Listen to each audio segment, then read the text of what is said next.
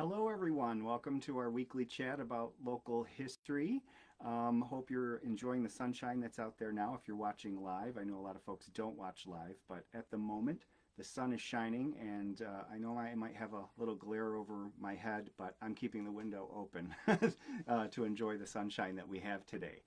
Today, thanks for all the comments that you've been sending. I know a lot don't watch live, so it's great to hear the comments afterward about your topic ideas or questions that you have about local history. This has been a lot of fun for me over the past 2 months, and we'll continue doing it as long as people have a positive attitude about it and think that it's worthwhile. So it gives me a little break during the day as I'm doing my research and writing, so I do appreciate that as well. Today we're going to talk about, I thought it'd be fun to talk about Carolcade and the history of this event here in East Aurora.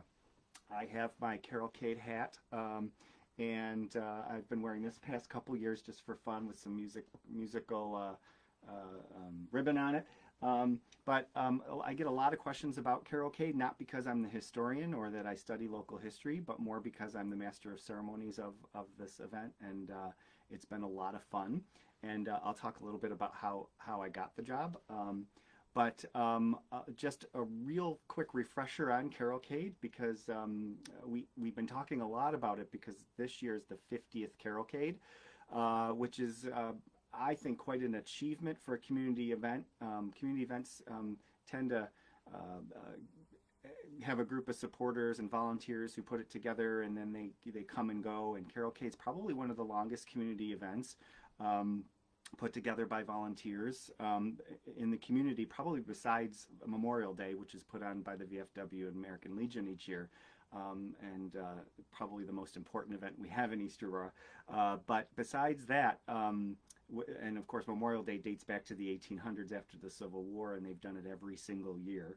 And we're going to talk about Carolcade as well, like how important we thought it was to make sure we do it every single year, and how important a Christmas tradition is.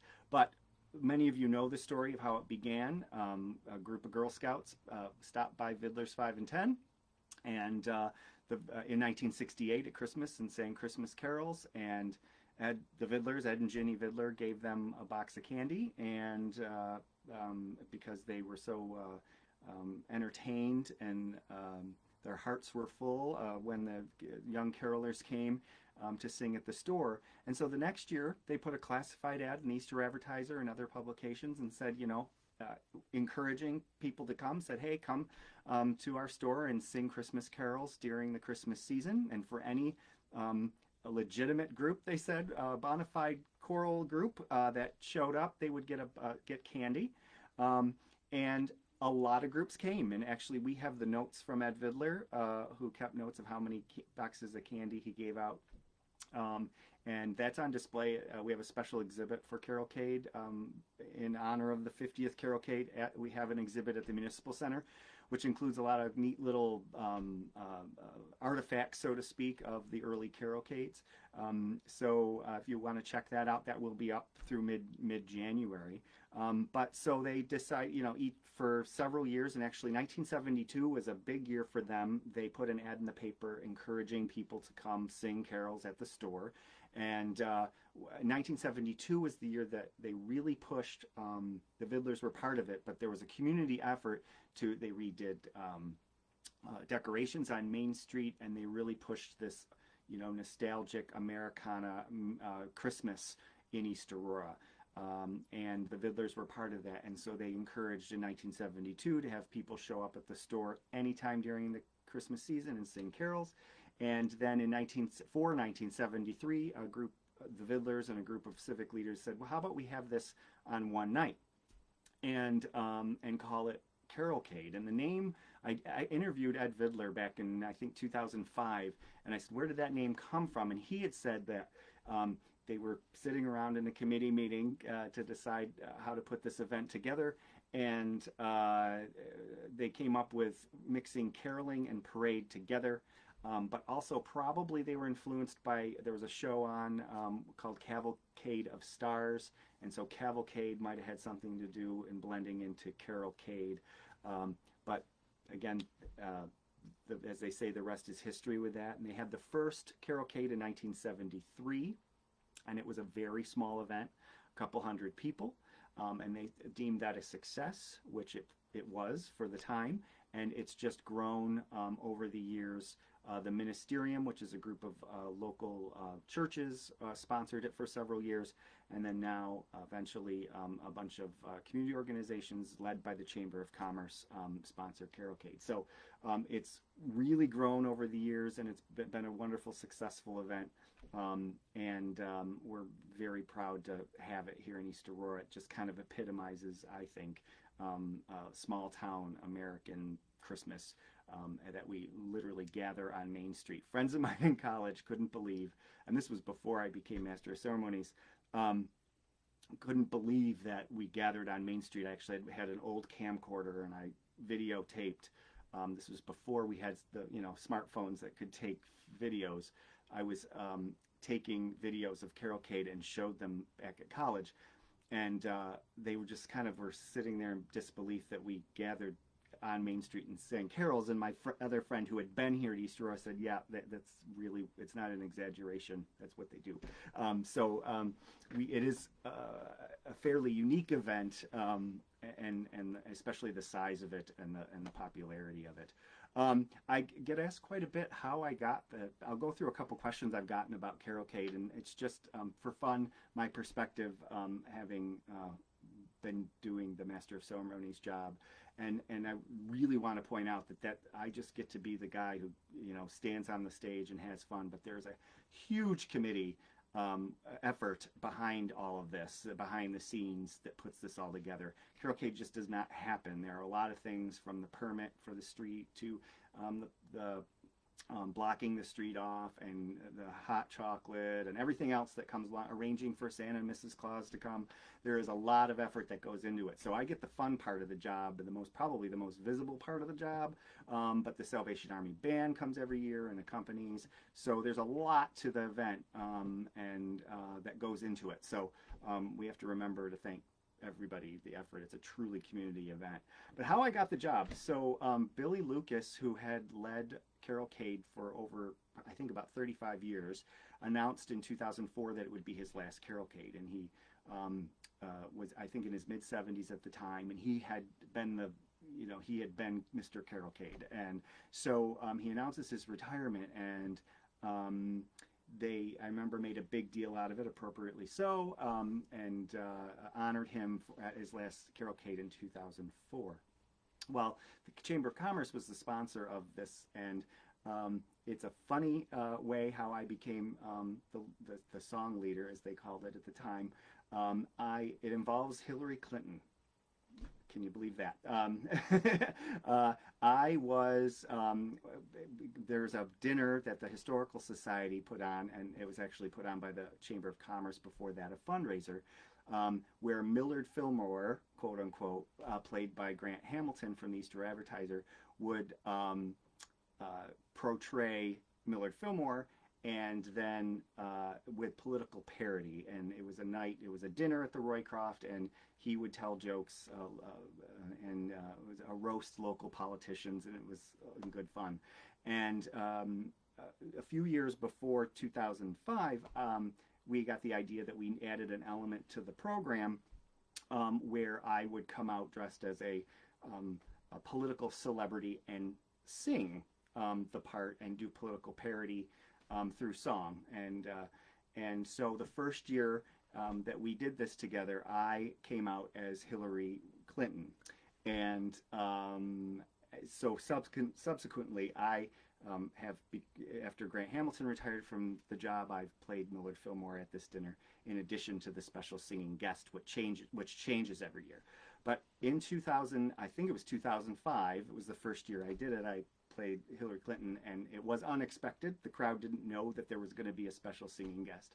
So Gary Grote from the Chamber of Commerce was looking for someone to take Billy Lucas's position as head of Carolcade, and apparently me singing a parody song as Hillary Clinton was enough impetus for him to ask me if I would be the song leader at Carolcade. So that is how Hillary Clinton, or me playing Hillary Clinton, led to me being the master of ceremonies at Carolcade. Kind of strange, strange way to get there. But he knew I was a singer, and and so that was so he asked me to do it, and I no hesitation. I was like, oh, absolutely, because I'd always gone to Carolcade. And as nervous as I was the first couple years, the first year especially, and I still get nervous, by the way. And I I was very nervous about taking over for Billy Lucas, but Billy was very wonderful about it. He actually came and introduced me to at Carolcade, and I appreciated that. I wasn't just thrown in, and he took the time to give me some of the tips on how to handle the event. And it might seem it's a lot of fun, but there are a lot of logistical things to worry about, and so I really appreciated him showing me how to do it. And he was very graceful and gracious when introducing me and handing it over to me. So I really appreciated that. One of the things he did is give me his songbook, which had a lot of his notes from early Carolcades, which I found extremely exciting this year, because as we're going through the history of Carolcade, I'm finding some information from his personal notes that he gave me. So that's how I got the job of Carolcade. Some of the cool things that have happened at Carolcade, one of the questions you'll hear me ask the crowd when we're in the middle of the event is first I want to know how many people are from East Aurora and how many people come from other places. And usually it's a 50-50 crowd, which we found in the past couple of years, which is neat. But one of the more interesting things that has happened at Carolcade are people have gotten engaged, and quite a few. And a lot of times people will get engaged just on their own, and sometimes I'm involved. And actually, Billy Lucas was involved. Among his notes was in the 1990s, someone had handed him a note and said, please make this announcement after Silent Night. And it was a proposal, and then the bride-to-be, she accepted, was to meet over in front of a store on Main Street to say whether or not she accepted. So in front of the whole crowd, Billy Lucas, as Master of Ceremonies, proposed on behalf of this gentleman who gave him this note. More recently, I've had, because we can text, I had someone reach out to me by email and text, and this is one of the funniest stories I've had from Carolcade, is that this gentleman had texted me and emailed me and asked if it would be possible if I'd help with their engagement. And so we had the script all together, and they were coming up from Pennsylvania, and the weather was iffy, so he was texting me throughout the day, to let me know that that they were still on their way and everything. So we had this whole script, and I was to announce to the crowd, my usual, has anyone here gotten engaged at Carolcade? And that was going to be his cue to get on his one knee and propose to his girlfriend. And but what happened is I said, has anyone here? And then they were going to cheer, and we were going to introduce them and wish them well, and everything was going to be wonderful. That did happen. They did get engaged, and they were in front of Vidlers. But when I announced that, I said, did anyone here get engaged tonight at Carolcade? This couple behind me starts cheering, and I turned thinking it was them, just not in the right place that we had talked about. And it turns out it was a different couple. So I was introducing them as the wrong people. And so we had two couples get engaged. One had contacted me, the other one did not, and so I mixed the two couples up. By the end of the whole thing, everything was good, but I was congratulating this couple by name, and I was looking in the wrong direction. So that's what can happen with the best laid plans don't always work out, and it was one of them. But a lot of people I've heard have gotten engaged. It just seems to be a romantic night under the lights of Main Street at Christmas time to propose. That's one of probably the best parts of Carolcade, I think, that I've been involved with through the years. I think I've been involved in like 2 or 3 proposals. I had to actually one year really be. I haven't had people ask, and if you do ask, I might have to say no, just because we only have an hour on Main Street, and we'd love to have you, propose, but at Carolcade, we want to hear about it, but sometimes the timing just doesn't work out. But that's a neat part of Carolcade, is some of the proposals that have happened, and even before me, that's that's been a tradition at Carolcade for a long time. One of the questions people ask is about, have we had a Carolcade every single year? And the answer is yes. We have 50 years of uninterrupted Carolcades, official Carolcades. So before that, the Vidlers, of course, they didn't call it Carolcade. But we really thought this was important to keep the tradition going. And there was a dilemma in 2020 where because of the COVID restrictions, we could not have a gathering on Main Street of that many people. And actually there were health department regulations that even if we wanted to do it, we couldn't. So the Chamber of Commerce did a television program, which was wonderful. We got singers together outside of Vidler's and taped it ahead of time. And a lot of local businesses sponsored this program.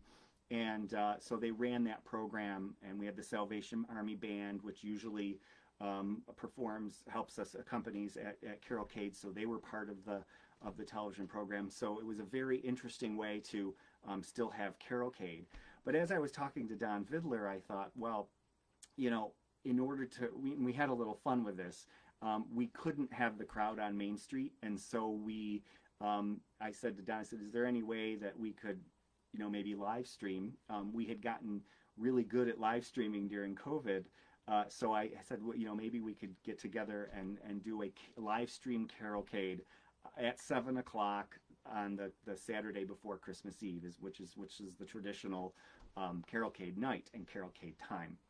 And as some people have pointed out on the stream earlier and sent me messages, there were folks who got together on Main Street and sang that evening, but we couldn't have the crowd. So we had a little fun and said that we made up this Carolcade rule book that said a crowd is 2 or more people. So Don and I were on the roof with the 2 of us, and we sang Christmas carols, and we had, I think, over 10,000 people either watching live or watched it later, a little bit delayed, and we counted it as the 48th annual Carolcade. In case anybody brought up that that we weren't having a legitimate Carolcade, we had a group on Main Street singing Christmas carols on what would be Carolcade night, and we counted it as a crowd of 2 for the 48th annual Carolcade. So probably the smallest crowd we've ever had, and a few years earlier we probably had the largest crowd we've ever had.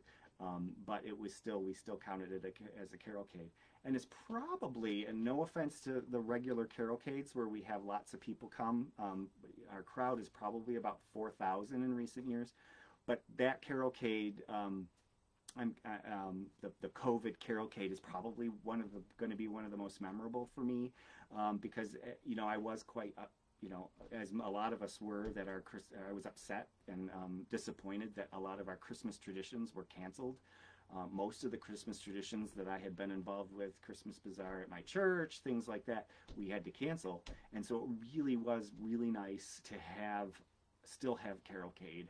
And I got a lot of feedback from folks who were in their living rooms watching Carolcade.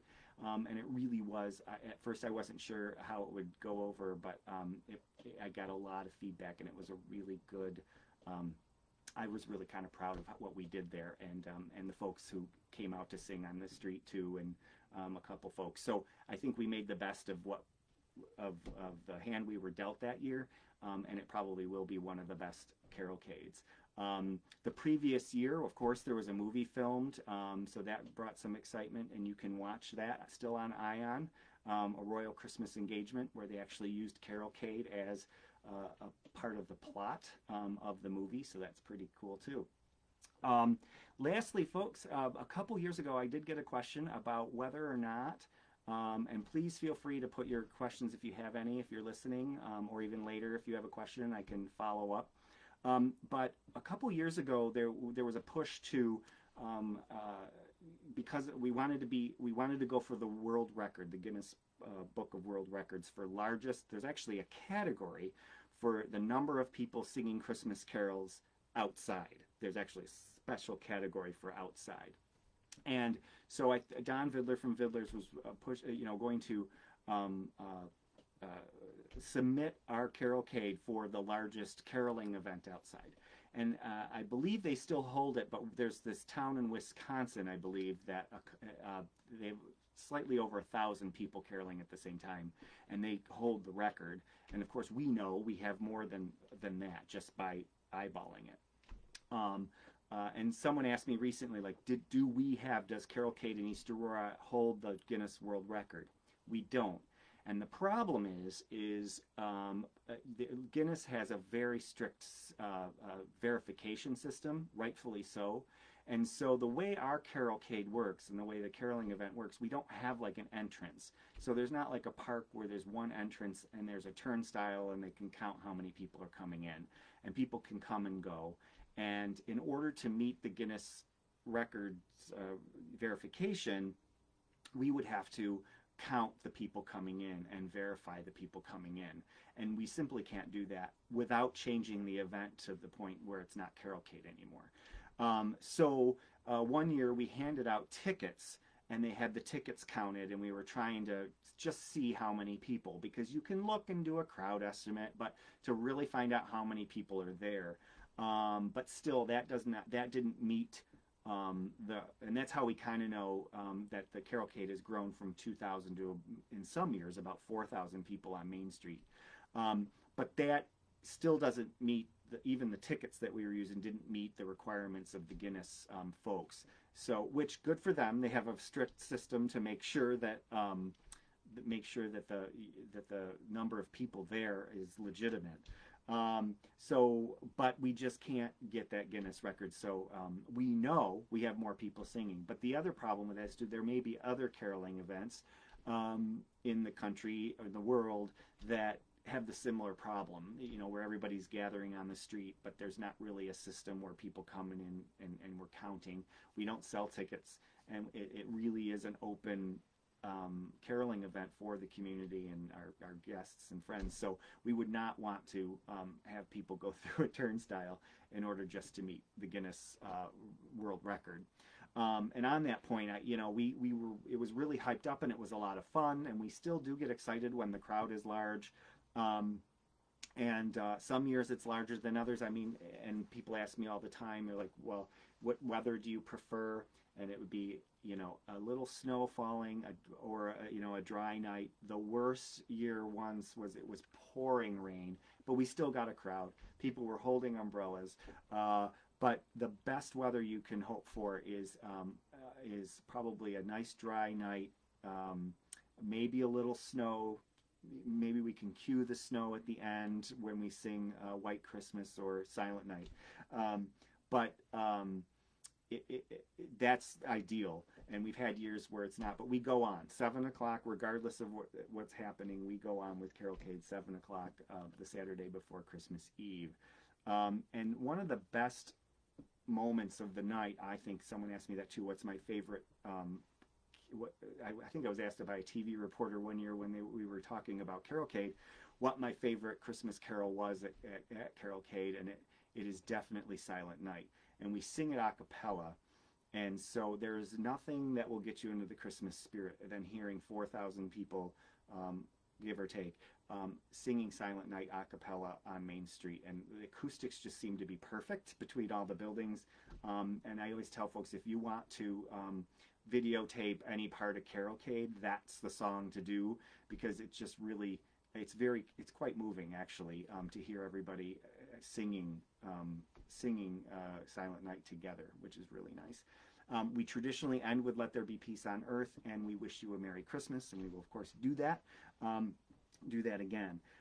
But the point about the crowd size, it has grown over the years, and a couple years ago was always getting excited about the crowd being big and going for the Guinness record, and then I realized it doesn't really matter how big the crowd is. We love lots of people coming and everyone's invited, but I always try to remember the fact that Carolcade, this is an event where we can get together literally in our town square and sing Christmas carols. And I always try to remind myself that there are places in this world where that's not allowed. And we should, and there are places in towns in our, even in our own, even in our own region, in our country, that don't have a town square anymore or a main street in order to get together and sing Christmas carols. So I always remind folks, try to remind folks, even at Carolcade, that don't take it for granted that we are able to do this, because there are places in this world where we can't gather on Main Street, can't gather anywhere for any purpose, and we have the freedom to do that here where we are. And so never take that for granted, and also never take for granted that we have a wonderful Main Street in order to share the holidays together. So, and we have a group of people in our community that put events like this together, which is not always an easy task. I'm actually, after this live stream, going to a meeting to do a final committee meeting to make sure everything is buttoned up tight for Saturday. Again, I can't stress enough how much work goes into an event. It's only an hour, but there's a lot of work that goes into that hour to make sure it's fun and safe and exciting for everybody. So if you have any questions about Carolcade, even if you're watching this later, maybe I didn't talk about something that you wanted to know about, please put it in the comments and I'll follow up.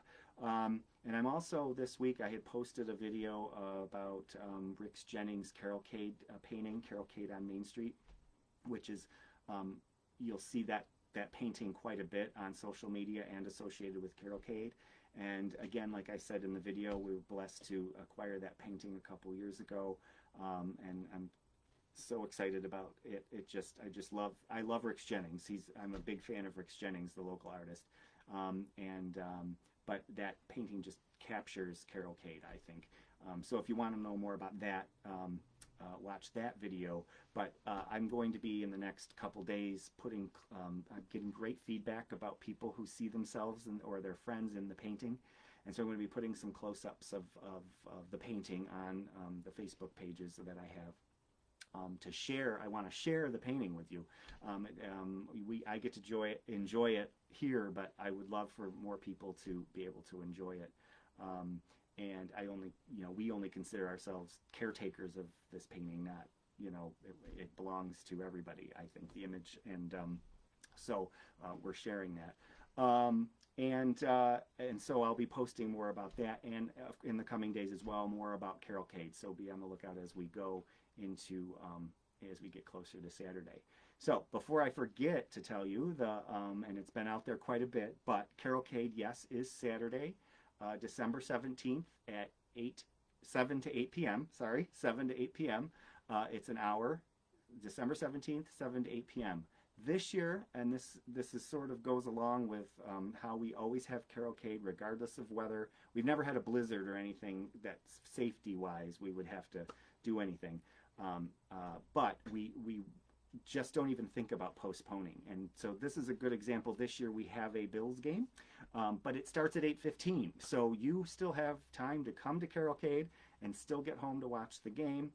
And if you're going to the game, you probably can't come to Carolcade, but 7 o'clock to 8 o'clock, the Saturday before Christmas Eve, we welcome you to come and join us on Main Street. And again, the singers are you. So we need your voices to come sing. There's no choir or anything. It's me leading you. And so we depend on you to come and join us. And that's the whole point of it. It's the whole point of all of us getting together and celebrating Christmas the season together. Before we run out of time, I got some great ideas from you all about what to talk about coming up. One of them, and I think I have to do a little more research, is we have a school budget or a school capital project vote coming up, and someone had asked me about the history of capital project votes and whether or not we've ever voted down a school building project. And I'm still digging about that. I know we voted down budgets, and so we'll talk a little bit about that in the future. And then another topic which I really want to talk about is the history of mascots. Because as you know, in the news, the state is talking about, has the state education department is directing that we that school districts do away with Native American mascots and names. And of course, we have Iroquois and the Chiefs here, but also there's been some controversy over the Blue Devil, and we can talk about that and the origins of the Blue Devil, and it's not necessarily what you think. There's been some folks who talk about the devil as an image, but the origin of that image is not what we think. So I think we're going to talk about that in the coming weeks. Just a little teaser for you to keep you on your toes. So thanks again for tuning in, and we hope to see you at Carolcade on Saturday from 7 to 8 p.m. in front of Vidler's. And until then, take care and have a great Christmas season, and we'll see you soon.